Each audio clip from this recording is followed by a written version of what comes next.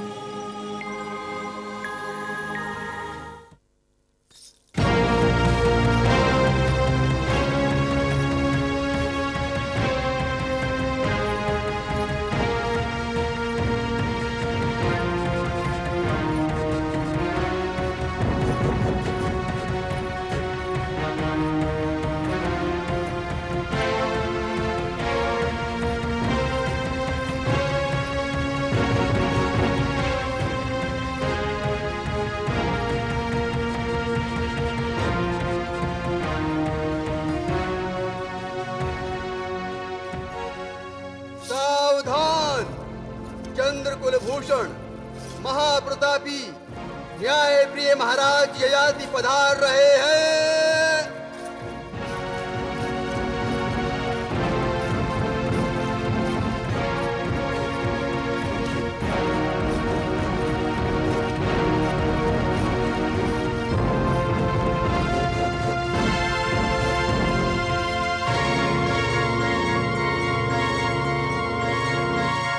महाराज, आज आपने पहली बार वचन भंग किया है और हमारी परंपरा का उल्लंघन किया है। वो किस तरह गुरुवर? अपराधी को साथ न लाकर आप अकेले आए हैं। कल आपने सबके सामने ये वचन दिया था कि आप अपराधी को दरबार में प्रस्तुत करेंगे। क्या यह समझा जाए कि महाराज उनके प्रयत्न में सफल नहीं हुए, उन्हें अपराधी नहीं मिला, उनका वचन झूठा सिद्ध हुआ? गुरुवर, हमने किसी परंपरा का उल्लंघन नहीं किया और ना ही हमारा वचन झूठा है। हम अकेले नहीं गुरुवर, अपराधी के साथ आए हैं। तो फिर कहां है अपराधी? उसे दरबार में प्रस्तुत किया जाए। गुरुवर, अपराधी तो आपके समक्ष खड़ा हुआ है। कौन है वो अपराधी? हम। क्या? महाराज, आप क्या कह रहे हैं महाराज? ये सत्य है गुरुवर, अपराधी हम हैं। कहीं ऐसा तो नहीं महाराज कि अपराधी को दरबार में प्रस्तुत न करने की असफलता के कारण आप स्वयं अपराधी के स्थान पर खड़े हो गए? नहीं गुरुवर, इस स्थान पर तो हमें कल ही खड़े हो जाना चाहिए था। और कल ही हमने इसी दरबार में आपकी न्यायप्रियता की प्रशंसा की थी, आपको न्यायप्रिय कहा था। बड़ा गर्व था मुझे आपकी न्यायप्रियता पर। किंतु आज आपको इस स्थान पर देखकर मेरे अभिमान का सर झुक गया। इस अपराध का दायित्व स्वीकार करके आपने हमारी परंपरा को कलंकित कर दिया। एक राजा होकर आपने विवाह संस्था की पवित्रता को भंग किया है महाराज। एक अबला और असहाय स्त्री का सम्मान हरण करने का अधिकार आपको किसने दिया महाराज? उसके उपकारों का आपने यह बदला दिया कि वो बिन बिहाई मां बन गई और आपके इस पाप को छुपाने के लिए उसे आत्मघात करने पर विवश होना पड़ा। बताइए महाराज, बताइए, आपने ऐसा क्यों किया? गुरुवर, उस समय परिस्थिति कुछ ऐसी थी। हम मानते हैं गुरुवर कि हम अपराधी हैं, किंतु ये अपराध हमने जानबूझकर नहीं किया है। विष का प्रभाव हमारे समस्त शरीर में फैल गया था। शीत ज्वर के कारण हम कांप रहे थे गुरुवर। मूर्छित सी अवस्था थी हमारी। ऐसी अवस्था में इस देवी ने अपने शरीर का ताप देकर हमारे मृत शरीर में प्राण डाल दिए। वो क्षण हमारे लिए ही नहीं, किसी भी मनुष्य के लिए कठिन परीक्षा का समय हो सकता था। जिस भांति डूबने वाला व्यक्ति अपने आप को बचाने के लिए अपने बचाने वाले को ही ले डूबता है, ऐसी स्थिति में डूबने वाले पर हत्या का आरोप नहीं लगाया जा सकता। इस उदाहरण से हम यह सिद्ध नहीं करना चाहते कि हमने अपराध नहीं किया, केवल यह स्पष्ट करना चाहते हैं कि यह अपराध समय की व्यवस्था थी, उस क्षण की व्यवस्था थी जिसमें भावनाओं ने मस्तिष्क पर अधिकार जमा लिया और हमने अपना तन और मन देवी शर्मिष्ठा को समर्पित कर दिया। हम देवी शर्मिष्ठा के उपकारों के अनुग्रहित हैं। यह भी सत्य है गुरुवर, उस क्षण की स्मृति आज हमारे मन मस्तिष्क पर छा गई है। इस प्रतिक्रिया को यदि प्रेम का नाम दिया जाता है तो हम स्वीकार करते हैं कि हम देवी शर्मिष्ठा से प्रेम करते हैं।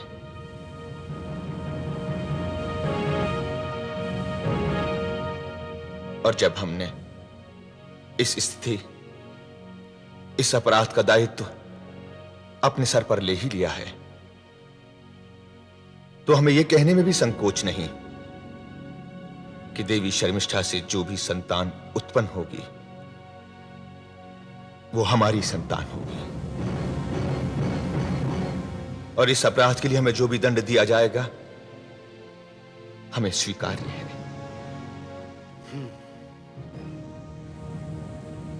न्याय के इतिहास में यह बड़ी अद्भुत घटना है।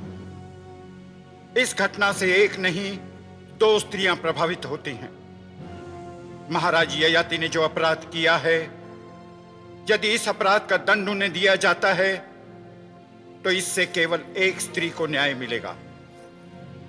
किंतु उस स्त्री का क्या होगा जिसका इस घटना से कोई संबंध नहीं है और ना ही है उसका कोई दोष? मेरा यह संकेत महारानी देवयानी की ओर है। महाराज ययाति को इस अपराध का दंड तो अवश्य मिलेगा, किंतु महारानी देवयानी के साथ भी उचित न्याय होना चाहिए।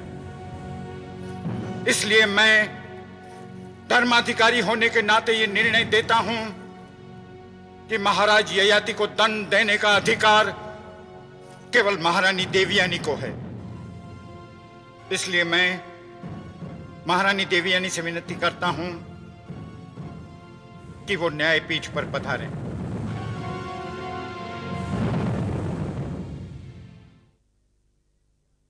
मैंने जो निर्णय दिया है यह समय की मांग है, न्याय की मांग है।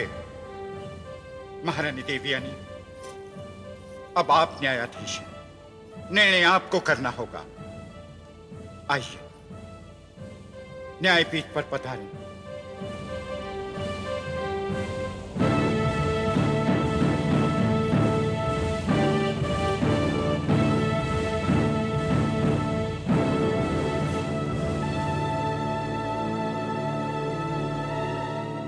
इस न्याय आसन पर बैठने के पहले मैं केवल एक पत्नी थी, महाराज ययाति की पत्नी महारानी देवयानी। जब इस रहस्य के बारे में पता चला, मन को बड़ी पीड़ा हुई। और ऐसा होना स्वाभाविक है, किंतु अब इस न्याय आसन पर बैठने के पश्चात मैं एक नारी हूं, और एक नारी होने के नाते दूसरी नारी के अधिकार और सम्मान की रक्षा करना मेरा कर्तव्य हो जाता है। महाराज ययाति के प्राण बचाने के लिए अपने शरीर का ताप देना सेवा और त्याग का एक अनोखा उदाहरण है, और इसमें एक स्त्री की मर्यादा का उल्लंघन हुआ है। दोष शर्मिष्ठा का नहीं। यदि किसी का दोष है तो वो महाराज ययाति का है कि वो एक राजा होकर भी अपने आप पर संयम नहीं रख सके, और इसका परिणाम शर्मिष्ठा का गर्भवती होना और परिस्थितियों से डरकर आत्मघात करने का प्रयास है। महाराज का अपराध ये भी है कि इस घटना के पश्चात उन्होंने शर्मिष्ठा की सुध क्यों नहीं ली, अर्थात प्रश्नों के भय से मौन धारण कर लिया। इस समय शर्मिष्ठा की स्थिति दया के योग्य है। उसे न्याय मिलना ही चाहिए, और साथ ही महाराज ययाति को उनके अपराध का दंड। और यदि ऐसा न हुआ तो ये हमारी संस्कृति, हमारी परंपरा, हमारी सभ्यता पर कठोर आघात होगा। ये तो निश्चित है कि महाराज ययाति अपराधी हैं और उनका अपराध निश्चित ही दंड के योग्य है। इसीलिए मैं न्यायाधीश देवयानी महाराज ययाति को दंड देती हूं कि नहीं नहीं महारानी, इसमें केवल महाराज का दोष नहीं है, दोषी तो मैं भी हूं। यदि दोष है तो उन परिस्थितियों का जिसने हमें ये अपराध करने के लिए बाध्य किया। आप महाराज को दंड ना दे, महाराज को दंड ना दे। तो तुम क्या चाहती हो कि अपराधी को छोड़ दिया जाए? यह असंभव है। यदि दंड देना ही चाहती है महारानी तो दंड हम दोनों को दिया जाए। शर्मिष्ठा, तुमने भी भरे दरबार में अपना अपराध स्वीकार किया है, इसलिए दंड तुम दोनों को मिलेगा। मैं न्यायाधीश देवयानी आदेश देती हूं कि तुम दोनों विधि पूर्वक विवाह सूत्र में बंध जाओ।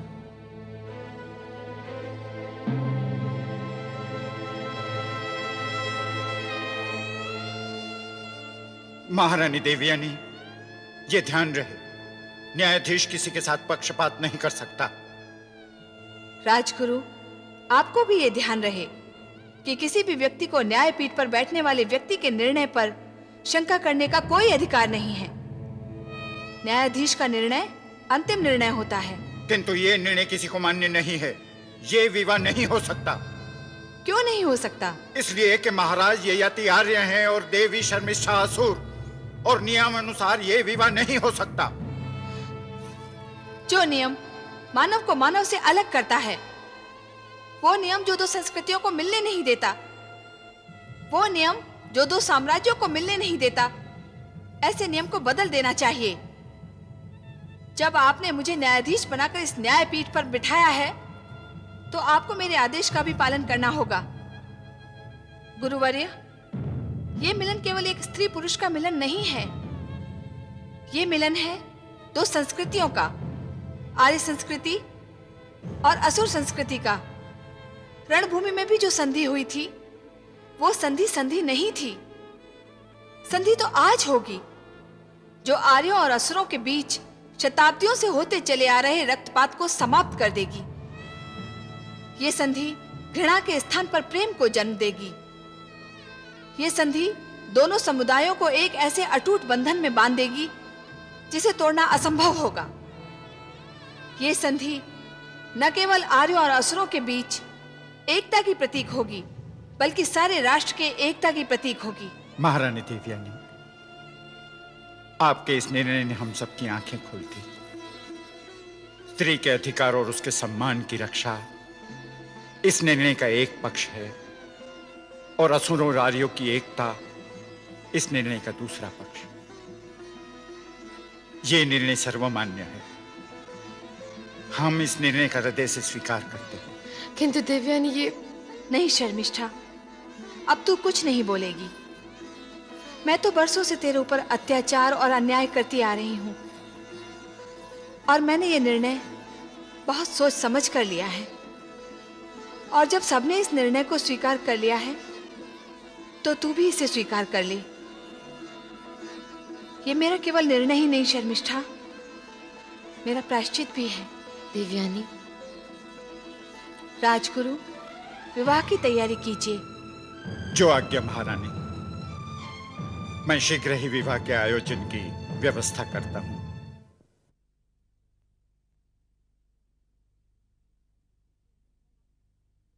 शर्मिष्ठा, आज तू कितनी सुंदर लग रही है। तेरा रूप तो सराहनीय है ही, किंतु तेरे गुणों की आभा ने तेरे रूप को और बढ़ा दिया है। आज तू मुझे संसार की सबसे सुंदर नारी लग रही है। नहीं देवयानी, संसार की सबसे सुंदर और सबसे महान नारी तो तू है। तेरे हृदय की विशालता के आगे तो मेरा मस्तक सदैव के लिए झुक गया है।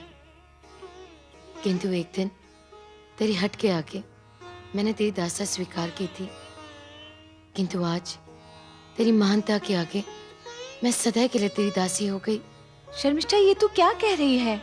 हाँ देवयानी, मैं सत्य कह रही हूँ। महाराज ययाति ने तुझे देखा और प्रथम दृष्टि में तुम्हारे हो गए। ये तुम्हारे सौंदर्य का जादू तो था जिसने उनके होश उड़ा दिए थे। उन्होंने तुमसे प्रेम किया है, ऐसा प्रेम जिसने रणभूमि को विवाह का मंडप बना दिया। स्वस्ति न इंद्रो वृद्धश्रवाः स्वस्ति नः पूषा विश्ववेदाः स्वस्ति नस्तार्क्ष्यो अरिष्टनेमि स्वस्ति नो बृहस्पतिर्दधातु। भूर्भुवः स्वर्गौरिव भूम्ना पृथिवी वरेण्या तस्यास्ते पृथिवी। रुक जाओ, ये विवाह नहीं हो सकता। पिताश्री, पिताश्री, पिताश्री, यहाँ जो कुछ मैं देख रहा हूं उस पर मुझे विश्वास नहीं हो रहा है, क्योंकि मुझे उस घटना का एक एक पल याद है जब महाराज ययाति असुरों और नागवंशियों को उनके अत्याचारों का दंड देने के लिए सरयानावत आए थे। और जब मुझे पता चला था कि मेरी पुत्री मेरे शत्रु से प्रेम करती है, तब मैंने महाराज ययाति को चुनौती दी थी कि वो मेरी पुत्री से विवाह नहीं कर सकेंगे और उनसे भेंट रणभूमि में होगी। और मैं रणभूमि गया था, किंतु असुरों का गुरु बनकर नहीं, एक पुत्री का पिता बनकर। मैंने उसी रणभूमि में एक और पुरोहित बनकर विवाह के मंत्र पढ़े थे और दूसरी ओर एक पिता बनकर कन्यादान किया था। ऐसा करने के लिए मुझे गुरु का आसन त्यागना पड़ा था, और यह सब मैंने अपनी पुत्री के लिए किया था, क्योंकि मैं समझता था कि मैं जिस व्यक्ति के हाथ में अपनी पुत्री का हाथ दे रहा हूं वो एक कर्तव्यशील, न्यायप्रिय और अपने वचन पर मर मिटने वाला व्यक्ति है। उसका नाम महाराज ययाति था। यदि वो सब सत्य था तो ये सब क्या है? और यदि वो सब झूठ था, धोखा था, छल था, तो फिर ये दूसरा छल, दूसरा झूठ, दूसरा धोखा मैं नहीं खा सकता। नहीं हो सकता ये विवाह महाराज ययाति। तुम मेरी एक पुत्री का जीवन नष्ट कर चुके हो, अब मैं अपनी दूसरी पुत्री का जीवन नष्ट होते हुए नहीं देख सकता। पिताश्री, क्या कह रहे हैं आप? तो मैंने जो कुछ कहा क्या वो झूठ है? किसकी अनुमति से हो रहा है ये विवाह? किसने अधिकार दिया है तुम्हें ये सब करने का? नियति ने, भाग्य ने। नियति ने? हाँ पिताश्री, शर्मिष्ठा से विवाह करना मेरी विवशता है। अपनी वासना, अपने छल को विवशता का नाम देकर तुम मेरी आंखों में धूल नहीं झोंक सकते। और यदि तुम समझते हो कि तुम राजा हो, तुम्हारे हाथ में सत्ता है, तुम्हारे पास शक्ति है, और इस शक्ति के आधार पर तुम मनमानी कर लोगे, तो महाराज ययाति, ये तुम्हारी भूल है। पिताश्री, मैं राजा अवश्य हूं, किंतु एक व्यक्ति भी हूं। देवयानी से मेरा प्रेम, मेरा विवाह एक अटूट सत्य है। मैं आज भी देवयानी से उतना ही प्रेम करता हूं जितना प्रथम दिन उसे देखने के पश्चात किया था। पिताश्री, शर्मिष्ठा मेरे जीवन में एक वरदान बनकर आई है। मैं तो मृत्यु में जा चुका था। यह तो शर्मिष्ठा की सेवा, उसका प्रेम, उसका उपकार, जिसने ययाति को दूसरा जीवन दिया है। किंतु यही नियति ने अपना काम किया पिताश्री। सौभाग्यवश या दुर्भाग्यवश आज शर्मिष्ठा मेरे बच्चे की मां बनने वाली है। मैंने यहां एक राजा बनकर नहीं, एक व्यक्ति बनकर सोचा है, और मैं जो कुछ भी कर रहा हूं अपनी भूल का प्रायश्चित कर रहा हूं। यदि एक व्यक्ति से अनजाने में कोई पाप हो जाए तो यह उसकी भूल समझकर क्षमा किया जा सकता है, किंतु जब दो व्यक्ति मिलकर एक ही भूल करते हैं तो उसमें उन दोनों की इच्छा का समावेश होता है, और यदि उन दोनों की भूल से किसी तीसरे को हानि पहुंचती है तब उसे अपराध माना जाता है। महाराज ययाति शर्मिष्ठा से विवाह करके तुम अपनी भूल का प्रायश्चित नहीं कर रहे हो, बल्कि एक और जीवन नष्ट करके एक अपराध कर रहे हो, और इस अपराध में शर्मिष्ठा तुम्हारे साथ है। नहीं पिताश्री नहीं। तू भूल गई रिश्ते नातों को, स्वार्थ की काली चादर ओढ़ ली तूने, मान मर्यादा के सारे बंधन तोड़ दिए तूने, और प्रतिशोध में अंधी हो गई तू। तूने सोचा कि जब तू महारानी बन जाएगी तब तुझे तेरे अपराधों का कोई दंड नहीं दे सकेगा तुझे, किंतु तू ये भूल गई कि गुरु शुक्राचार्य भी जीवित है। यदि मैं तुझे अपनी पुत्री मान सकता हूं, अपनी आधी संपत्ति दे सकता हूं, तो तुझे तेरी बहन के साथ छल करने, उसका जीवन नष्ट करने के लिए मैं तुझे दंड भी दे सकता हूं। एक पिता होने के नाते मैं तेरा गला भी घोट सकता हूं। पिताश्री, आप सचमुच मेरा गला घोट दीजिए। यह आपका सबसे बड़ा उपकार होगा मेरे जीवन पर। मैं तो सदा से ही नीति के हाथों का खिलौना बनते आई हूं। यदि ऐसा ना होता तो मैं राजकुमारी से दासी ना बनती। दास्ता से मुक्ति पाने के उपरांत भी मैं अपने राज में वापस ना लौट सकी, क्योंकि वो तो राज्य ही समाप्त हो चुका था, और मैं अपने माता पिता से वंचित होकर अनाथ हो गई। फिर महाराज ययाति का असुरों के साथ संघर्ष हुआ। मैंने अपने प्राणों की बाजी लगाकर उनकी रक्षा की। घायल अवस्था में मैंने उनकी सेवा की। अपनी मर्यादा को दांव पर लगाकर अपने शरीर का ताप दिया। मगर ये मेरा दुर्भाग्य है कि मेरी सेवा पाप बनकर समा गई मेरी कोख में। मैंने आभास किया कि मैंने देवयानी के अधिकार पर आघात किया। मैंने दोषी समझा अपने आप को, अपराधी समझा अपने आप को। मुझे अपने आप से घृणा होने लगी। तब मैंने आत्महत्या करने का निर्णय लिया और कूद पड़ी धारा में अपने प्राण देने के लिए। किंतु यहां भी दुर्भाग्य ने मेरा पीछा नहीं छोड़ा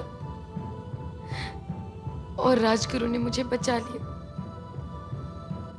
पिताश्री, मैं तो अपने आप से लज्जित थी।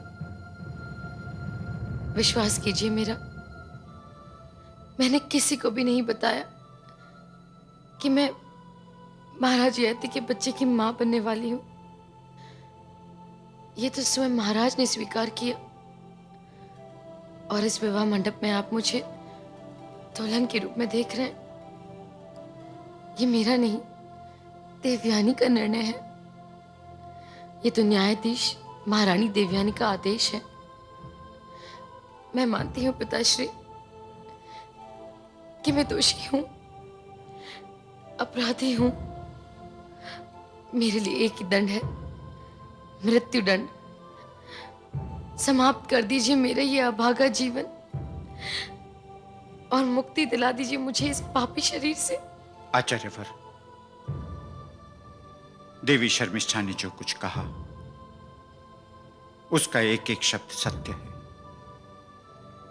ये महाराज ययाति की महानता है कि वे एक राजा होकर भी अपराधी के स्थान पर आकर खड़े हुए। तब मैंने सोचा कि महाराज ययाति और देवी शर्मिष्ठा के इस अपराध का संबंध महारानी देवयानी से है। तब मैंने न्यायाधीश का आसन महारानी देवयानी को सौंप दिया। ये निर्णय महारानी देवयानी का है। ये निर्णय एक ऐसा उदाहरण है कि एक पत्नी होकर महारानी ने नारी क्षेत्र का सम्मान किया और एक नारी को उचित न्याय देकर न्याय को लज्जित होने से बचा लिया। पिताश्री, क्या अब भी आपके मन से द्वेष नहीं गया? क्या अब भी आप स्वार्थ की दुनिया में जी रहे हैं? क्या अब तक अपने मन से पुत्री मोह को आप नहीं निकाल सके हैं? तो सुनिए, शर्मिष्ठा ने मेरे जीवन को ध्वस्त नहीं किया है। उसने मुझे कोई आघात नहीं पहुंचाया। उसने तो मुझे जीवन दान दिया है। और यदि शर्मिष्ठा नारी सम्मान की सारी सीमाएं तोड़कर महाराज के प्राण न बचाती तो आज आपकी पुत्री एक विधवा होती। और विधवा जीवन जीने से अच्छा है मृत्यु को गले लगाना। पिताश्री, यदि आपकी पुत्री ही जीवित न रहती तो कौशाम्बी राज्य का उत्तराधिकारी भी जीवित न रहता। शर्मिष्ठा ने न केवल महाराज के प्राण बचाए हैं बल्कि चंद्रवंश को समाप्त होने से बचा लिया है। यदि यह इसका अपराध है, इसका दोष है, तो दीजिए इसे दंड।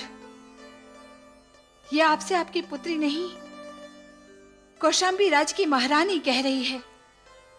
दीजिए इसे दंड पिताश्री, समाप्त कर दीजिए इसका जीवन। इसे जीने का कोई अधिकार नहीं है पिताश्री, दीजिए इसे दंड। नहीं, नहीं पुत्री, नहीं। मैं सचमुच द्वेष में अंधा हो गया था। पुत्री मोह में देखने और समझने की शक्ति खो बैठा था। मैं स्वार्थी हो गया था पुत्री, किंतु तूने मेरी आंखें खोल दी। शर्मिष्ठा, मुझे क्षमा कर दे पुत्री। मैंने तेरी सेवा को दोष और तेरे कर्तव्य को अपराध कहा। तूने केवल चंद्रवंश को ही विनाश से नहीं बचाया है, बल्कि तूने तो अपने सम्मान को त्याग कर समस्त नारी जाति के सम्मान को बढ़ाया है। यह विवाह अवश्य होगा। पुत्री देवयानी से महाराज ययाति का विवाह तो केवल आर्यों से आर्यों का मेल था, किंतु शर्मिष्ठा से महाराज ययाति का विवाह असुरों और आर्यों के मिलन का एक ऐसा उदाहरण होगा जो नए रिश्तों, नए संबंधों और नई संस्कृति को जन्म देगा। मैंने अपनी पहली पुत्री का विवाह स्वयं पुरोहित बनकर किया था और पिता बनकर उसका कन्यादान किया था। आज भी मैं पुरोहित बनकर यह शुभ कार्य करूंगा और पिता बनकर कन्यादान भी करूंगा। पुत्री शर्मिष्ठा, इधर आओ।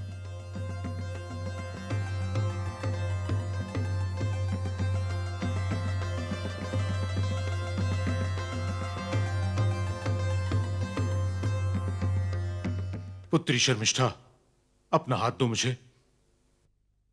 महाराज ययाति, अपना हाथ दीजिए। मेरे साथ कहिए, मैं निहुष पुत्र चंद्रवंशी राजा ययाति। मैं नहुष पुत्र चंद्रवंशी राजा ययाति।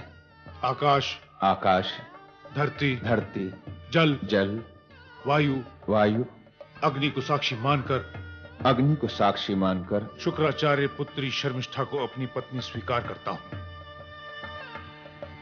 गुरु शुक्राचार्य पुत्री शर्मिष्ठा को अपनी पत्नी स्वीकार करता हूं। पुत्री शर्मिष्ठा, मेरे साथ कहो, मैं शुक्राचार्य पुत्री शर्मिष्ठा।